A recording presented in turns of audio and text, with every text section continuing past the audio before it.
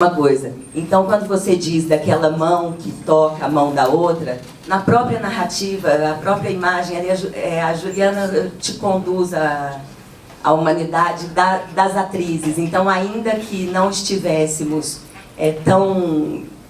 ainda que não fôssemos, não estivéssemos bem, ela conduz de uma maneira que tudo muito bem formulado.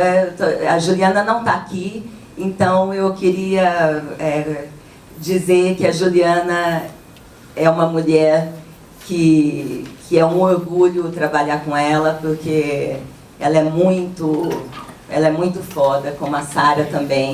E esse projeto foi feito, nós, atrizes, temos muito orgulho de estar com gente que tem tanta propriedade do que fala e tem tanta coragem de dizer. E não enfiando goela abaixo, mas de uma maneira muito poética, muito precisa e muito potente.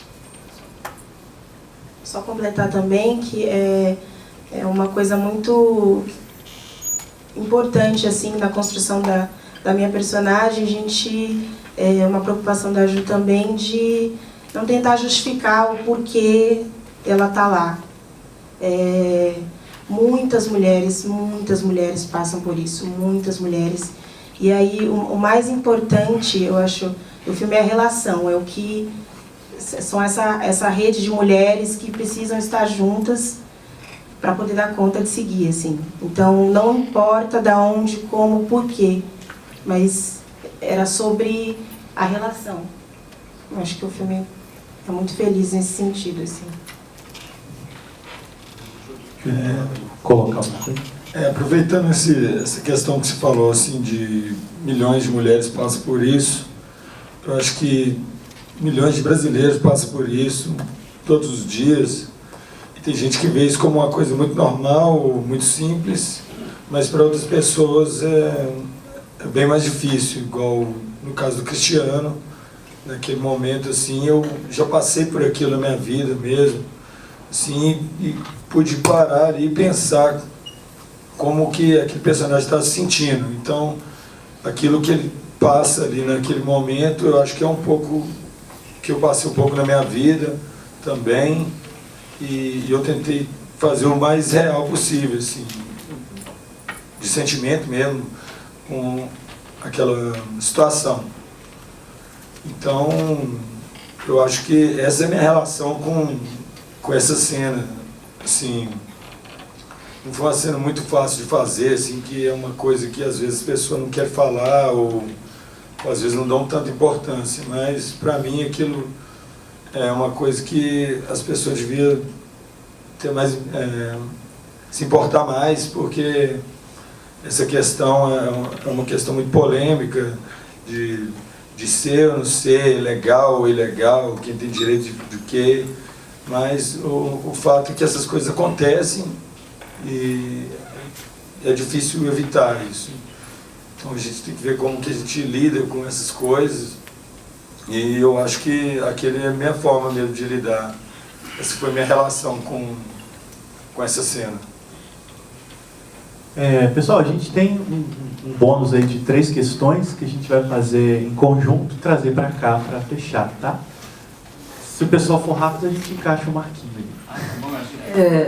Não, desculpa, já tem inscritos. Sim. Você é bem corrido, então, para dar tempo para ele. Claro.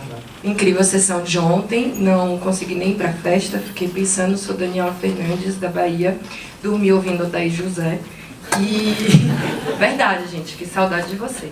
Aí você falou sobre a fabulação da classe trabalhadora, de pessoas mais excluídas socialmente, e eu fiquei pensando, na entrevista que eu li de vocês no Correio Brasiliense, vocês citaram Joyce.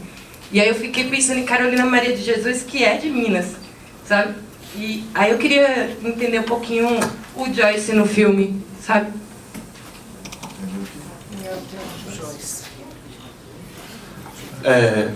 Em bloco? Vamos fazer um bloco.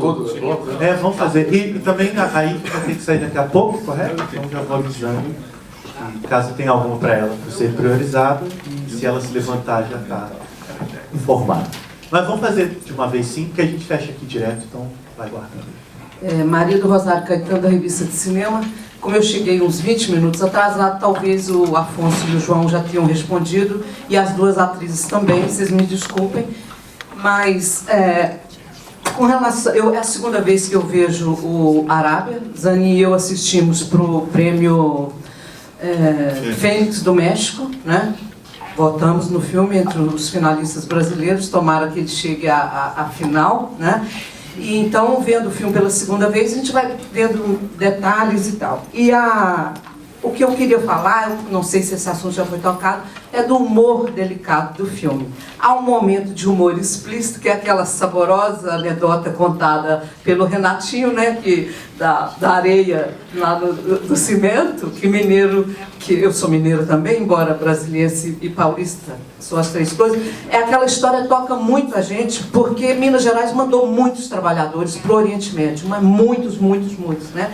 Então aquilo tem um sabor imenso no filme. Mas o humor está em outros momentos muito delicados. A história da mexerica, não é? Eu que sou mineira, que fui criada em Coromandel, no interior, a mexerica tem um papel imenso na nossa vida, aquele aroma, aquilo tudo. E ele, na estrada, com aqueles sacos de mexerica, tocaram assim, o fundo do meu coração. Fiquei muito comovida. E ao mesmo tempo tem aquele humor muito delicado do filme. Queria que vocês falassem disso. E se houve alguma liberdade para que os atores improvisassem. Se aquela piada da areia lá, que o cimento, já pensou quando chegar o cimento, já estava no roteiro original. Para as duas atrizes, e principalmente para a Ive, eu queria saber, Ive, se desde que você chegou ao filme, para essas reuniões, e esse time feminino unido para contar essa história tão difícil e tão delicada, se o papel seu já era da moça que ia se submeter ao aborto, ou se houve algum momento em que você foi pensada para médica, ou para atendente, ou para acompanhante, né? Havia uma possibilidade de 4 grandes papéis ali, de tamanhos bem proporcionados, que você poderia fazer qualquer um dos 4. Ou se você já chegou sabendo que você seria a paciente e Gilda sabia que seria a médica. Né? Se houve possibilidade nessa troca de meses de vocês intercambiarem papéis, alguém dizer não queria fazer esse ou aquele, ou a Juliana já tinha dito não, você será esta, você aquela e aquela.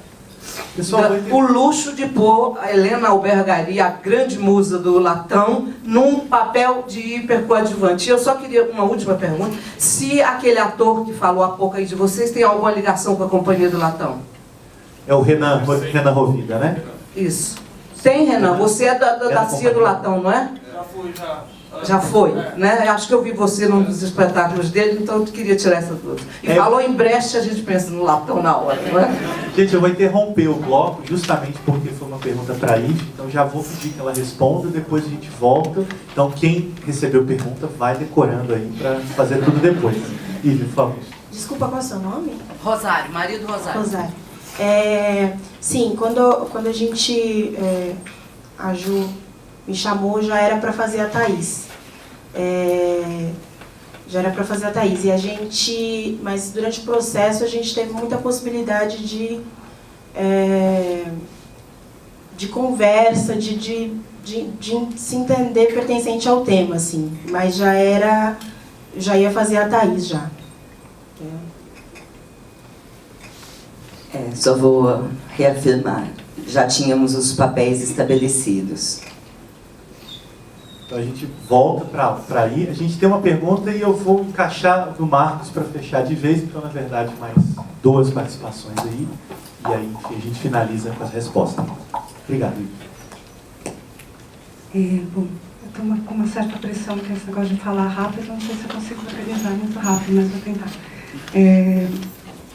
Primeiro, fiquei pensando de alguns paralelos, acho que não são muito diferentes, merecem ser vistos de maneira diferente, mas fiquei pensando nessa relação com as várias formas da violência, né? E fiquei pensando em como tem uma dimensão que está sobretudo no primeiro filme, dessa violência do não dito, né? Ou do interdito, do que você não diz, né? E que aparece de vários modos como aquilo que não é dito, de algum modo, continua habitando esse espaço, né? E quando vocês falaram da expectativa que havia por conta de ser um filme da Juliana Rojas, fiquei pensando em como tem uma dimensão que me parece interessante desse trabalho que tem sido feito, não só nos filmes dela, mas em alguns filmes que estão retrabalhando essa questão de gênero, no Brasil, sobretudo suspense, terror, etc., que é como trabalhar uma parte desse suspense, ou daquilo que assombra, né, como esses medos sociais, né, ou como essas coisas que não são ditas socialmente. Isso aparece muitas vezes nos filmes do Kleber, né, apareceu no filme que estava na mostra aí do Nó do Diabo também, como esse terror, né, desses pobres ou desses escravizados ou desses escravos que de repente podem aparecer para nos matar e etc., né, que é uma dimensão desse não dito, mas que povoa também, né, como uma certa um assombro, né, que está nessa violência que não está ali, mas ao mesmo tempo é como se ela não aparecesse, né? Então, isso é uma primeira coisa. Uma outra coisa em relação a essa presença da música e da literatura, né? Me parece pela música do Rumo, tem um inusitado de usar essa música para pensar esse tema, né? E que é esse modo de reelaboração dessa questão de maneira muito inesperada, né? E fiquei pensando do filme do Afonso, tem uma série de questões, mas fiquei pensando muito nessa resposta que o João deu sobre a relação de música e literatura, pensando em como tem alguma coisa que já estava no Vizinhança, mas que era dessa dimensão coletiva, que aparecia na relação com o rap.